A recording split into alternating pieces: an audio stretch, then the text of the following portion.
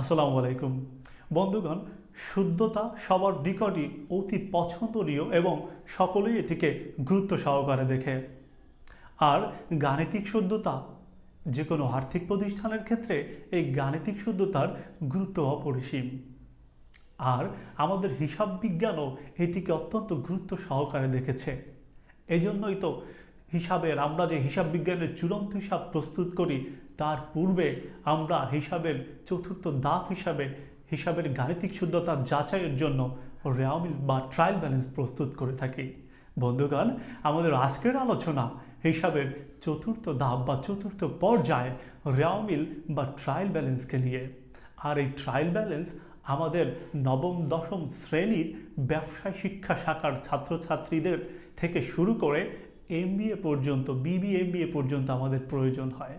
তো চলুন আমরা আজকে আলোচনা করব ট্রায়াল ব্যালেন্স বা রেওমিলকে নিয়ে, এবং শুরুতে আমরা আলোচনা করব রেওমিলের ডেফিনেশন বা সংজ্ঞা নিয়ে। বন্ধুগণ, রেওমিল হল হিসাব চক্রের চতুর্থ ধাপ। তবে এটি হিসাবের কোনো অপরিহার্য অঙ্গ নয়, কারণ রেওমিল ছাড়াও খতিয়ানের জেরসমূহের মাধ্যমে চূড়ান্ত হিসাব বা ফাইন্যান্সিয়াল স্টেটমেন্ট ব্যালেন্স শিট তৈরি করা যায়।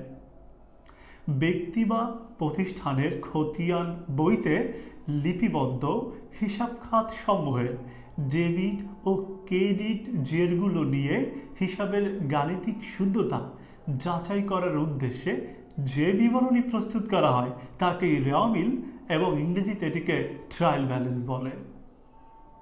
সাধারণত হিসাবের গাণিতিক শুদ্ধতার যাচাইয়ের প্রয়োজন হয় চূড়ান্ত হিসাব প্রস্তুতের পূর্বে। একটি আলাদা কাগজে খতিয়ানের ডেবিট ও ক্রেডিট জেরগুলো লিখলে যোগফল যদি সমান হয় তবে হিসাবের গাণিতিক শুদ্ধতা সম্পর্কে অনেকটা নিশ্চিত হওয়া যায়।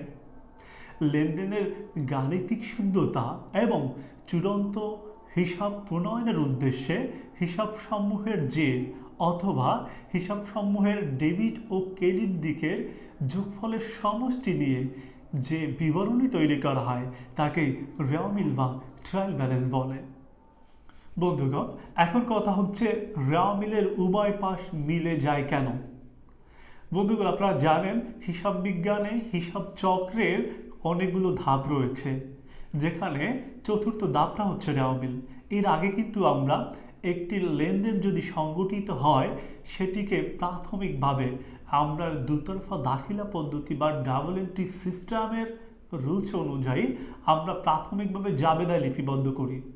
আর জাবেদায় কোনো লেনদেনকে অন্তর্ভুক্ত করার ক্ষেত্রে কিন্তু আমরা ওই যে ডাবল এন্ট্রি সিস্টেমের রুলস ফলো করতে গিয়ে প্রত্যেকটা লেনদেনকে বিশ্লেষণ করে আমরা দুটি পক্ষ বানাই, যার এক পক্ষকে ডেবিট করি অন্য পক্ষকে ক্রেডিট করি। আর প্রত্যেকটা পক্ষে অর্থাৎ ডেবিট পক্ষ এবং ক্রেডিট পক্ষ অর্থাৎ উভয় পক্ষেই কিন্তু আমরা সমপরিমাণ টাকা লিখে থাকি, কারণ এটাই হচ্ছে দুতরফা দাখিলা পদ্ধতির মূল রুলস। যে আপনার একটি লেনদেনকে যখন আপনি জাবেদা লিপিবদ্ধ করবেন সেক্ষেত্রে আপনি দুটো পক্ষ করবেন, আর এক পক্ষ ডেবিট অন্য পক্ষ ক্রেডিট, আর উভয় পক্ষে আপনাকে সমপরিমাণ টাকা রাখতেই হবে। আর উভয় পক্ষে আমরা ডেবিট পক্ষে ক্রেডিট পক্ষে সমপরিমাণ টাকা রাখি। আর এই জাবেদা বা জার্নাল থেকে কিন্তু আবার আমরা খতিয়ান তৈরি করি বা লেজার তৈরি করি। তো দেখা যায় আমরা যখন জার্নালকে আমরা জানি প্রত্যেকটা পক্ষের জন্য আমরা যে জাবেদা করি একটি লেনদেনের ডেবিট পক্ষ ক্রেডিট পক্ষ প্রত্যেকটা পক্ষের জন্য আমরা আলাদা আলাদা এক একটা লেজার করি। যে কারণে দেখা যায় যখন আমরা জাবেদার একটা পক্ষ ডেবিট পক্ষের জন্য একটা লেজার করে থাকি, আমরা ক্রেডিট পক্ষের জন্য কিন্তু আরও একটা লেজার করে থাকি। যে কারণে খতিয়ান বা লেজারের জেরের মধ্যে একটা সমতা বিরাজমান থাকে। আর এই সমতাটা বিরাজমান থাকার কারণেই কিন্তু আমরা দেখে থাকি রেওমিলের উভয় পক্ষ মিলে যায়। এখন বলতে পারেন খতিয়ানের জেরের মধ্যে সমতা থাকলে কেন রেওমিলের উভয় পাশ মিলে যাবে? কেননা খতিয়ানের যে আমরা জেরগুলো করে থাকি ওই জেরগুলোকে নিয়েই কিন্তু অর্থাৎ খতিয়ানের ডেবিট জেরকে আমরা অর্থাৎ লেজারের ডেবিট জেরকে আমরা রেওমিলের ডেবিট পাশে এবং খতিয়ানের ক্রেডিট জেরকে আমরা রেওমিলের ক্রেডিট পাশে লিখি। তাহলে যেহেতু জাবেদার উভয় পক্ষ সমান টাকা আমরা লিখি, সেই উভয় পক্ষ সমান প্রত্যেকটা পক্ষ দিয়ে আমরা লেজার করি বা খতিয়ান করি। আবার সেই লেজারের উদ্ধৃতগুলো দিয়ে আমরা উদ্ধৃতিগুলো দিয়ে আমরা রেওয়া মিল প্রস্তুত করি, সেক্ষেত্রে রেওয়া মিল মিলে যাওয়াটা অস্বাভাবিক কিছু নয়, অবশ্যই আমাদের রেওয়া মিল বা ট্রায়াল ব্যালেন্স মিলে যাবে। এখন আরেকটা কথা হচ্ছে, যখন না মিলে রেওয়া মিল কি কখনো এরকম হতে পারে যে মিলবে না? হ্যাঁ, হতে পারে। যেহেতু রেওয়া মিল চতুর্থ ধাপ হিসাবে আগে আরও 3টে ধাপ করে আসা হয়, আমরা যেহেতু মানুষ, আমাদের ভুল হতেই পারে। পূর্বের কোনো একটা ধাপে যদি আমাদের মিস্টেক হয়, সেই মিস্টেকের ফলে আমাদের রেওয়া মিল অবশ্যই মিলবে না। সো রেওয়া মিল যদি না মিলে সেক্ষেত্রে আমরা কি করব? বন্ধুগণ, আপনার সর্বোচ্চ চেষ্টা করে দেখবেন পরীক্ষার খাতায় রেওয়া মিল মিলানোর জন্য, যে সব দিকে আপনার যত জ্ঞান আছে সব প্রয়োগ করে দেখবেন রেওয়া মিল মিলাতে পারেন কিনা। যখন দেখবেন আপনার সমস্ত দক্ষতা কাজে লাগানোর পরেও ট্রায়াল ব্যালেন্স বা রেওয়া মিল মিলছে না, সেক্ষেত্রে আপনি ওই রেওয়া মিলের দেখবেন কোন পাশে কম অ্যামাউন্ট হয়, ওই পাশে আপনি যতটুকু কম অ্যামাউন্ট হবে সেই কম অ্যামাউন্টের জন্য আপনি সাসপেন্স অ্যাকাউন্ট বা অনিশ্চিত হিসাব লিখে তার সামনে ওই অর্থাৎ ল্যাকিংসের যে আমাদের অ্যামাউন্টটা রয়েছে ওটা লিখে আপনি রেওয়া মিলের উভয় পাশে মিলিয়ে দিবেন। তো এখন অনেকে বলে, তাহলে আজীবনই কি একটা প্রতিষ্ঠানের ক্ষেত্রে ওই অনিশ্চিত বা ওই অভাবটুকু আজীবনই কি সাসপেন্স বা অনিশ্চিত হিসাব নামে রয়ে যাবে? নো, আসলে আমাদের রুলস হচ্ছে, হিসাব বিজ্ঞান রুলস হচ্ছে, আপনি তাৎক্ষণিকভাবে আপনার হিসাবের চূড়ান্ত হিসাব যেহেতু করবেন রেওয়া মিলের পরেই, সেহেতু আপনি তাৎক্ষণিকভাবে আপনার হিসাবকে বা হিসাবের জেরকে বা রেওয়া মিলের ডেবিট এবং ক্রেডিট পক্ষকে মিলানোর জন্য আপনি অনিশ্চিত হিসাব বা সাসপেন্স অ্যাকাউন্টকে রাখতে পারেন। কিন্তু আপনি পরবর্তীতে বিশ্লেষণ করে অবশ্যই আপনার ভুলটুকু আপনি খুঁজে বের করবেন। ভুলটুকু খুঁজে বের করলে সঠিক যে এন্ট্রিটুকু বা সঠিক অ্যামাউন্টটুকু আপনি রেওয়া মিলে লিখে তারপরে আপনি অনিশ্চিত হিসাবটাকে বের করে দেবেন। কেননা হিসাব বিজ্ঞান সবসময় হিসাবের স্বচ্ছতাকে সর্বোচ্চ গুরুত্ব সহকারে দেখে। এখন আরেকটা কোশ্চেন অনেকে করে থাকেন, রেওয়া মিল বা ট্রায়াল ব্যালেন্সে কোন কোন লেনদেনগুলো অন্তর্ভুক্ত হয় না। আসলে বিবিএর স্টুডেন্টদের এই সম্পর্কে খুব একটা ভয় থাকার কোনো দরকার নেই, কারণ বিবিএতে এই ধরনের কোশ্চেন থাকে না। এসএসসি এইচএসসিতে এই ধরনের কোশ্চেন থাকে, কারণ তাদের সৃজনশীল ক খ গ এভাবে অ্যান্সার করতে হয়। তো আপনাদের এই কোশ্চেনটির অ্যান্সার হচ্ছে সাধারণত প্রারম্ভিক ব্যাংক জমা, প্রারম্ভিক হাতে নগদ এবং সমাপনী মজুদ পণ্য, এই 3টা এন্ট্রি বেশি দেখা যায়। এই 3টা এন্ট্রি রেওয়া মিলে অন্তর্ভুক্ত হয় না। তবে সমাপনী ব্যাংক জমা বা শুধু ব্যাংক জমা, সমাপনী হাতে নগদ বা শুধু হাতে নগদ এবং প্রারম্ভিক মজুদ পণ্য কিন্তু রেওয়া মিলে অন্তর্ভুক্ত হয়। এখন মাঝে মাঝে কি এর অর্থাৎ ব্যতিক্রম হতে পারে? হ্যাঁ, হয়। সমাপনী মজুদ পণ্য এবং প্রারম্ভিক মজুদ পণ্যের মধ্যে একটু ব্যতিক্রম হয়। কখন হয়? প্রশ্নে যখন সমন্বিত ক্রয় থাকে, হ্যাঁ, প্রশ্নে যখন সমন্বিত ক্রয় থাকবে তখন বন্ধুরা আমরা সমাপনী মজুদ পণ্য যে হারাম এন্ট্রিটা ওটাকে হালাল করে নিই এবং প্রারম্ভিক মজুদ পণ্যকে আমরা বাদ দিয়ে দিই। অর্থাৎ তখন প্রশ্নে সমন্বিত ক্রয় থাকলে আমাদের সমাপনী মজুদ পণ্য যাবে, কিন্তু প্রারম্ভিক মজুদ পণ্য অন্তর্ভুক্ত হবে না। বন্ধুগণ, এ পর্যায়ে আমরা আলোচনা করব রেওয়া মিল বা ট্রায়াল ব্যালেন্সের ছক নিয়ে। আসলে যে ছকের মাধ্যমে আমরা রেওয়া মিল বা ট্রায়াল ব্যালেন্স করে থাকি, প্রথমেই আমরা দেখতে পাচ্ছি সিরিয়াল নাম্বার বা ক্রমিক নম্বর। বন্ধুগণ, এই ঘরে হিসাবের সিরিয়াল বা ক্রমিক নম্বরগুলো পর্যায়ক্রমে 1, 2, 3 এভাবে লেখা হয়। দ্বিতীয়ত অ্যাকাউন্ট টাইটেল বা হিসাবের নাম। যে খতিয়ানগুলো থেকে আপনি জের এনে রেওয়া মিল বা ট্রায়াল ব্যালেন্স করতেছেন সেই খতিয়ানগুলোর নাম বা হিসাবের নামগুলো এই অ্যাকাউন্ট টাইটেলসের ঘরে লিখতে হবে। পোস্ট রেফারেন্স, আপনি যে জেরগুলো অর্থাৎ খতিয়ান থেকে যে জেরগুলো আনছেন, খতিয়ানের যে পৃষ্ঠা নম্বর থেকে আপনি জেরগুলো নিয়ে আসতেছেন সেই পৃষ্ঠা নাম্বার আসলে পোস্ট রেফারেন্সের ঘরে আমরা লিখে থাকি। সাধারণত আমরা সচরাচর পোস্ট রেফারেন্সের ঘরে খতিয়ানের পৃষ্ঠা নাম্বার প্রশ্নে পাই না, বিদায় লিখি না। তবে প্রশ্নে যদি থাকে, কোশ্চেনে যদি থাকে আপনার খতিয়ান পৃষ্ঠা নাম্বার, আপনাকে অবশ্যই এখানে লিখতে হবে। ডেবিট, টাকা, এখানে আমরা খতিয়ান বা লেজারের যে ডেবিট জের অর্থাৎ ডেবিট জের সংবলিত যে খতিয়ানগুলো আছে তার যে ডেবিট পাশে এবং ক্রেডিট জের সংবলিত যে খতিয়ানগুলো আছে তার যে এই ক্রেডিট পাশে আমরা লিখে থাকি এবং এভাবেই আমরা রেওয়া মিল করে থাকি। বন্ধুগণ, হিসাব বিজ্ঞান বা অ্যাকাউন্টিংয়ের লেকচার দেওয়ার ক্ষেত্রে আমি একটা ফর্মুলা ব্যবহার করি বা ফর্মুলার কথা বলি, সেটা হচ্ছে গোল্ডেন ফর্মুলা বা স্বর্ণসূত্র। সেটা আবার কি? সেটা হচ্ছে আমরা জানি আমাদের হিসাবকে দুই ভাগে ভাগ করা হয়েছে, ব্যক্তিবাচক ও অব্যক্তিবাচক হিসাব, সেগুলোকে আবার বিভিন্ন ভাগে ভাগ করা হয়েছে। কিন্তু আমরা অঙ্ক বা ম্যাথ করার সুবিধার্থে আমরা হিসাবকে কিন্তু 6টা ভাগে ভাগ করে নেই। অ্যাসেট মানে সম্পদ সমূহ, এক্সপেন্সেস ব্যয় সমূহ, ড্রয়িং উত্তোলন, ইনকাম বা রেভিনিউ আয় সমূহ, লায়াবিলিটিস দায় সমূহ, ওনার্স ইকুইটি মালিকানা সত্তা সমূহ। তো এই 6টা ভাগে ভাগ করে নেই আমরা অঙ্ক করার সুবিধার্থে, এবং এই 6টা ভাগের অর্থাৎ অ্যাসেট, এক্সপেন্স এবং ড্রয়িং এক পক্ষের, এবং ইনকাম, রেভিনিউ, লাইবিলিটিস এবং ওনার্স ইকুইটি হচ্ছে এক পক্ষের। আমরা এই যে তিনটা রয়েছে অ্যাসেট, এক্সপেন্স, ড্রয়িং, এই যে তিনটা হিসাব রয়েছে, এই তিনটা হিসাবকে আমরা এক পক্ষে নেই এবং ইনকাম, লাইবিলিটিস এবং ওনার্স ইকুইটিকে আমরা অন্য পক্ষে নেই। অর্থাৎ আমরা এই তিনটাকে ডেবিট পক্ষ বানাই, এই তিনটাকে আমরা ক্রেডিট পক্ষ হিসাবে বিবেচনা করি অঙ্ক করার সুবিধার্থে। এবং আমরা কিন্তু মজা করে এরকম বলে দিই যে অ্যাসেট, এক্সপেন্স এবং ড্রয়িংয়ের ধর্ম ডেবিট, এবং ইনকাম, রেভিনিউ, লায়াবিলিটিস, ওনার সিকিউরিটির ধর্ম হচ্ছে ক্রেডিট। অর্থাৎ এই অ্যাসেট আর এক্সপেন্স, ড্রয়িং সাধারণত তারা ডেবিটই হয়, আর income, revenue, liabilities, owner security তারা ক্রেডিট হয়। তাহলে আমরা রেওয়ামিল করার ক্ষেত্রে দেখব কোন এন্ট্রিটা অ্যাসেট তাকে ডেবিট দিকে বসাবো, কোন এন্ট্রিটা এক্সপেন্স তাকে ডেবিট দিকে বসাবো, কোনটা ড্রয়িং তাকে ডেবিট দিকে বসাবো, এবং ইনকাম বা রেভিনিউস কোনটি সেটিকে ক্রেডিট দিকে বসাবো, লাইবিলিটিস বা দায় কোনটি সেটিকে ক্রেডিট দিকে বসাবো, ওনার সিকিউরিটি কোনটি সেটিকে আমরা ক্রেডিট দিকে বসালে আমাদের রেওয়ামিল হয়ে যাবে। এখন আমি অ্যাসেট দেখলাম, দেখে সেটিকে ডেবিট পাশে বসাবো বা বসালাম, আমাকে অ্যাসেটটা দেখে চিনতে তো হবে, আমাকে এক্সপেন্সটা দেখে চিনতে তো হবে, আমাকে লাইবিলিটিসটা দেখে তো চিনতে হবে এটা লাইবিলিটিস, ভাই তুমি লাইবিলিটিস, তুমি দায়, তোমার ধর্ম ক্রেডিট, তুমি ক্রেডিটে বসো, ওই ভাইটাকে তো চিনতে হবে আপনাকে। আর সেটা চিনতে হলে আপনি এই ভিডিওতে যদি আমরা ওগুলো চিনাই সেক্ষেত্রে ভিডিও হয়ে যাবে 2 ঘন্টার।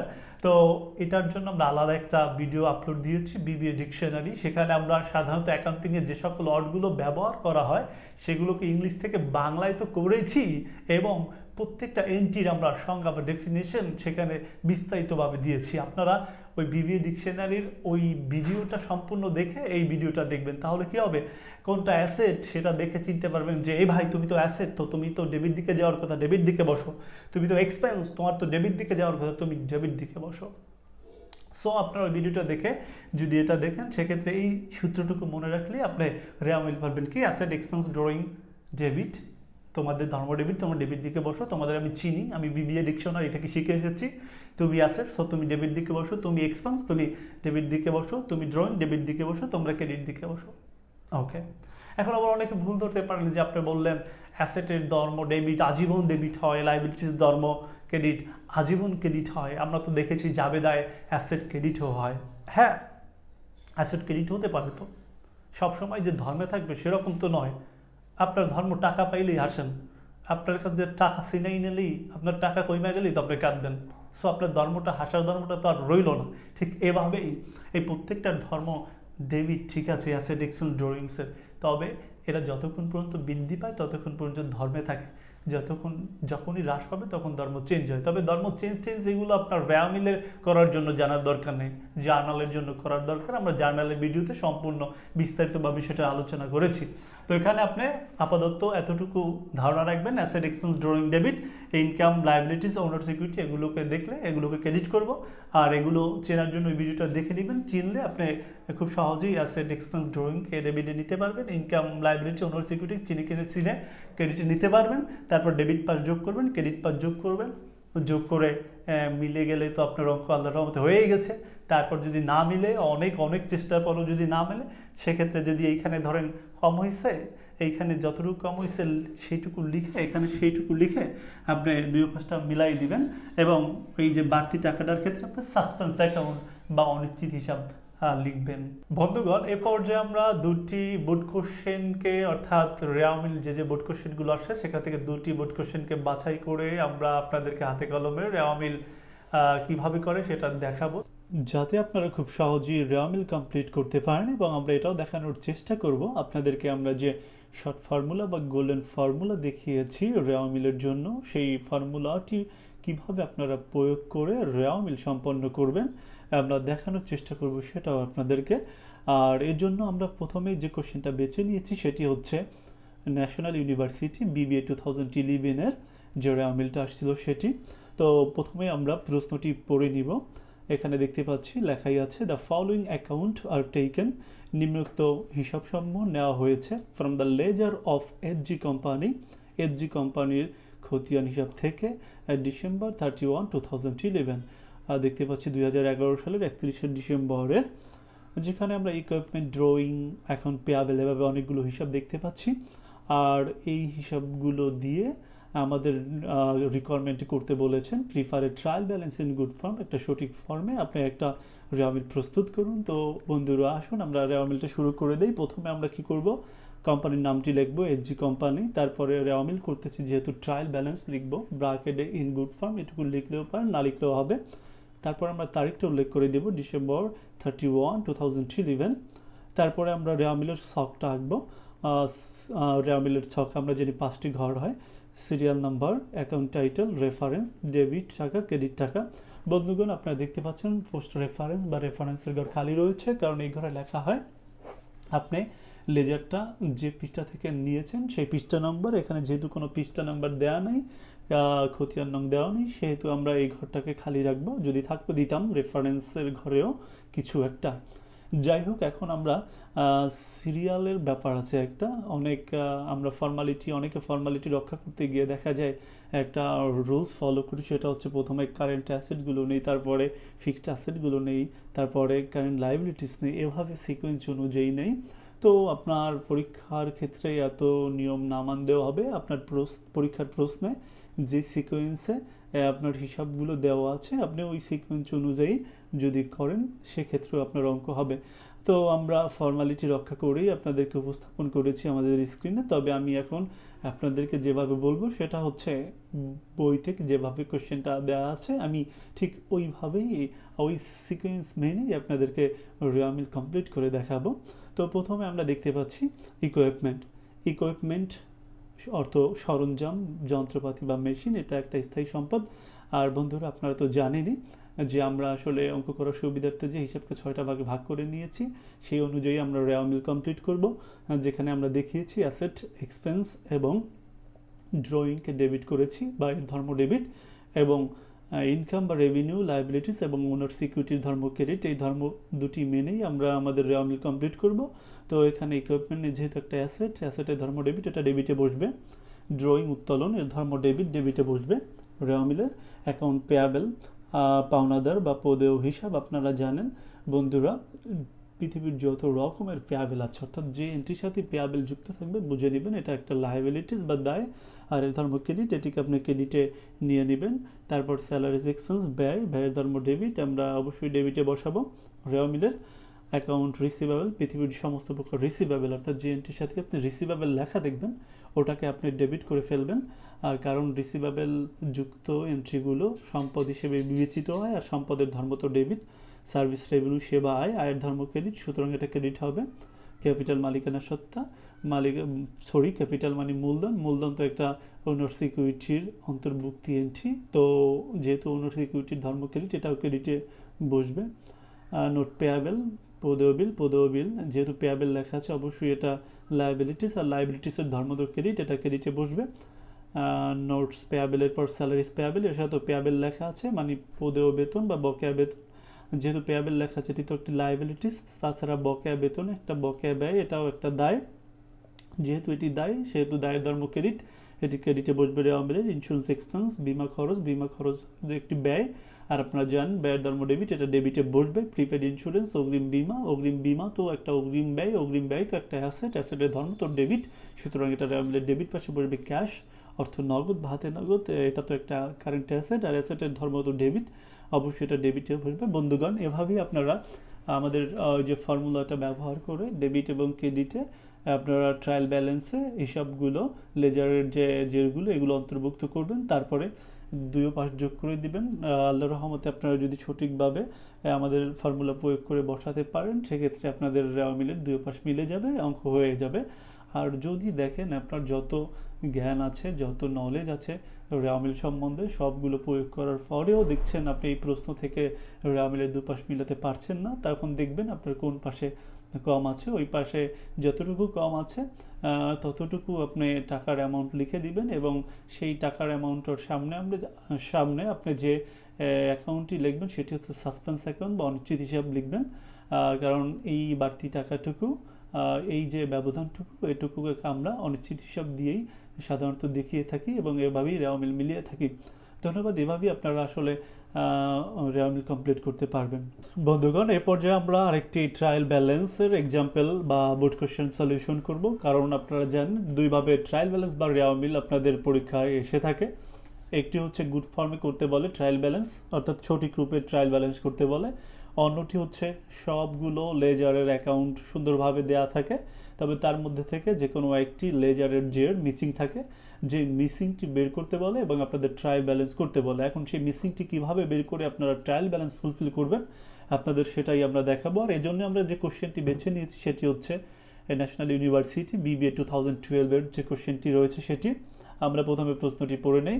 The account in the ledger of speed delivery service contains the following balances on July 31, 2012। এখানে আমরা দেখতে পাচ্ছি যে এই হিসাবগুলো বা খতিয়ানের জেরগুলো ডেলিভারি সার্ভিস, স্পিডি ডেলিভারি সার্ভিসের থেকে নেওয়া হয়েছে এবং তার জন্য যে নিম্নোক্ত ব্যালেন্সগুলো দেওয়া হচ্ছে তা নিম্নে দেওয়া হলো। এবং যেখানে আমরা দেখতে পাচ্ছি account receivable, account payable, cash, delivery equipment, এভাবে অনেকগুলো এন্ট্রি দেওয়া আছে, যার মধ্যে 3 নম্বর এন্ট্রিটা অর্থাৎ ক্যাশটা মিসিং রয়েছে। তো বন্ধুগণ, এখানে আমরা দেখতে পাচ্ছি প্রশ্নের রিকোয়ারমেন্টে যেটা বলেছে, required prepare a trial balance, একটি রেওয়া মিল তৈরি করুন and fill in the missing amount for cash, এবং ক্যাশ নামক মিসিং অ্যামাউন্টটা আপনি বের করে দেখান। ওকে, তো ট্রায়াল ব্যালেন্স লিখবেন, কোম্পানির নাম লিখবেন, তারপর ট্রায়াল ব্যালেন্স লিখবেন, তারিখ লিখবেন, তারপর তো ঘর দিবেন যথা নিয়মে। ঘর দেওয়ার পরে আমরা যেটা দেখতে পাই, ফর্মালিটি মেনটেন করার জন্য আগে যেটা বলেছি, অনেকে মিসিং ফিগারটা বা মিসিং অ্যামাউন্টের যে এন্ট্রিটা রয়েছে ওটি সর্বপ্রথম নিয়ে থাকে, তারপরে অন্যান্য এন্ট্রিগুলো নেয়। কিন্তু আপনি ইচ্ছে করলে প্রশ্নের যে সিকোয়েন্স আছে ওই অনুযায়ী আপনি অঙ্ক করতে পারেন। শুধুমাত্র ক্যাশ যখন আসবে তার সামনে আপনি একটা চিহ্ন ইউজ করবেন, যাতে আপনি বুঝতে পারেন যে এই এন্ট্রিটার অ্যামাউন্টটা দেওয়া নেই, আমার অঙ্ক শেষে ব্যালেন্স করে এটি বের করে এখানে বসাতে হবে। ব্যাস এটুকু মেনটেন করলেই হবে। তো আমরা এখানে আগের নিয়মেই, নতুন কোনো রুলস আমাদের এর জন্য শিখতে হবে না। আমরা আগের যত যে নিয়ম আমরা শিখেছিলাম ওই নিয়মে অঙ্ক করলেই হবে। তো এখানে আমরা প্রথমে দেখতে পাচ্ছি অ্যাকাউন্ট রিসিভেবল, এটা তো একটা জানেন দেনাদার, এবং কারেন্ট অ্যাসেটের ধর্ম ডেবিট, এটা ডেবিটে বসবে। অ্যাকাউন্ট পেয়াবেল পাওনাদার, এটা তো একটা লায়াবিলিটিসের ধর্ম ক্রেডিট, সো অবশ্যই এটা ক্রেডিটে বসবে। ক্যাশ আর একটা কারেন্ট অ্যাসেট বা চলতি সম্পদ, এটা তো ডেবিটে বসে কারণ এর ধর্ম ডেবিট, তবে ডেবিটে বসিয়ে আপনার ওখানে একটা চিহ্ন ইউজ করে যাবেন যাতে আপনারা বুঝতে পারেন এই টাকাটা মিসিং রয়েছে, যাতে আপনার অঙ্ক করার শেষে ব্যালেন্সটুকু এনে এখানে বসিয়ে দিতে পারেন।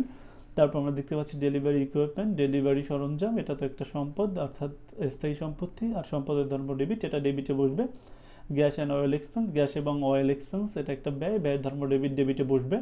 ইন্স্যুরেন্স এক্সপেন্স, বিমা খরচ, এটা তো একটা ব্যয়, ব্যয়ের ধর্ম ডেবিট, অবশ্যই এটা ডেবিটে বসবে, রেওয়া মিলের ডেবিট পাশে বসবে। নট পেয়াবেল, যেহেতু পেয়াবেল লেখা আছে সেহেতু এটা একটা লায়াবিলিটিস, আর লায়াবিলিটিসের ধর্ম তো ক্রেডিট, এটা ক্রেডিট পাশে বসবে। প্রিপেড ইন্স্যুরেন্স, অগ্রিম বিমা, অগ্রিম ব্যয় তো একটা অ্যাসেটের ধর্ম ডেবিট, ডেবিটে বসবে। রিপার এক্সপেন্স, মেরামত ব্যয়, ব্যয়ের ধর্ম ডেবিট, ডেবিট পাশে বসবে। সার্ভিস রেভিনিউ, সেবা আয়, আয়ের ধর্ম তো ক্রেডিট পাশে বসবে। ড্রয়িং উত্তোলনের ধর্ম ডেবিট, ডেবিট পাশে বসবে। ক্যাপিটাল মূলধন, এর ধর্ম ক্রেডিট, যেহেতু এর মালিকানা সত্ত্বের অন্তর্ভুক্ত সেহেতু এর ধর্ম ক্রেডিট পাশে বসবে রেওয়া মিলের। স্যালারিস এক্সপেন্স, এটা বেতন খরচ, এটা একটা ব্যয় যেহেতু ধর্ম ডেবিট, ব্যয়ের ধর্ম ডেবিট, এটা ডেবিটে বসবে। স্যালারিস পেয়াবেল, বকেয়া বেতন বা পদেয় বেতন, এটি যেহেতু পেয়াবেল লেখা আছে অবশ্যই এটা লাইবিলিটিস ধর্ম ক্রেডিট, এটা ক্রেডিটে বসবে। বন্ধুগণ, এরপরে আপনারা যেটা করবেন সেটা হচ্ছে ডেবিট এবং ক্রেডিট পাস যোগ করবেন। আপনার ক্রেডিট পাসটা যোগ করবেন আগে, কারণ ক্রেডিট পাসে ফুলফিল অ্যামাউন্ট রয়েছে, ফুলফিল এন্ট্রি রয়েছে, বাট ডেবিট পাসেও ফুলফিল এন্ট্রি থাকলেও ফুলফিল অ্যামাউন্ট নেই, বিকজ ক্যাশের অ্যামাউন্টটা টাকাটা মিসিং আছে। সো যেহেতু ক্রেডিট পাসে কোনো ঝামেলা নেই, সো ক্রেডিট পাসটা আগে যোগ করে নেবেন, যোগ করে একটা যে ফুলফিল ব্যালেন্স বা অ্যামাউন্টটা পাবেন বুঝে নেবেন, দুই পাশে এই অ্যামাউন্ট বা ব্যালেন্সটা হবে। তো দুই পাশে অর্থাৎ ডেবিট ক্রেডিট দুই পাশে আপনারা ওই ক্রেডিট পাসের যোগফলটা বসাবেন। তারপরে ডেবিট পাশের দিকে তাকায় দেখবেন যে আসলে ডেবিট পাশে আপনি যে ব্যালেন্সটা লিখেছেন ডেবিট পাশের এন্ট্রিগুলো যোগ করলে ওই অ্যামাউন্টটুকু হয় না, কম হয়। বন্ধুগণ, যতটুকু কম হয়, যে ডিফারেন্সটুকু হয়, বুঝে নেবেন ওই ডিফারেন্সটুকুই হচ্ছে আপনার ক্যাশ। আপনারা ওই ডিফারেন্সটুকুই বুঝে নেবেন ক্যাশ, এবং ওই ডিফারেন্সটুকু ক্যাশের সামনে বসিয়ে দিলেই আপনার অঙ্কটা শেষ হবে, অর্থাৎ আপনার মিসিং অ্যামাউন্টও বের হয়ে যাবে, অর্থাৎ আপনার ট্রায়াল ব্যালেন্সও ক্রিয়েট হয়ে যাবে। আর এভাবেই আপনি এই অঙ্কগুলো কমপ্লিট করবেন। বন্ধুগণ, আমাদের রেওয়ামিল বা ট্রায়াল ব্যালেন্সকে নিয়ে আজকের মতো আমাদের ভিডিওটি এ পর্যন্তই। আশা করি আপনারা যদি না টেনে ভিডিওটি সম্পূর্ণ দেখে থাকেন, অবশ্যই আপনার রেওয়ামিল সম্পর্কিত কনসেপ্ট ক্লিয়ার হয়েছে। বন্ধুগণ, এভাবেই বিবিএ ও এমবিএর প্রত্যেকটি ম্যাথমেটিক্যাল সাবজেক্টের প্রত্যেকটি লেসনের ভিডিওগুলো পেতে আমাদের চ্যানেলের সাথে থাকবেন, আর আমাদের চ্যানেলটি অবশ্যই সাবস্ক্রাইব করে নেবেন, এবং আপনাদের কোন বিষয়টিতে বা কোন লেসনটিতে বেশি প্রবলেম আমাদের কমেন্ট বক্সে অবশ্যই জানিয়ে দেবেন। আমরা চেষ্টা করব পরবর্তী ভিডিওটি সেই লেসন দিয়ে তৈরি করার। ধন্যবাদ, ভালো থাকবেন, সুস্থ থাকবেন, আল্লাহ হাফেজ।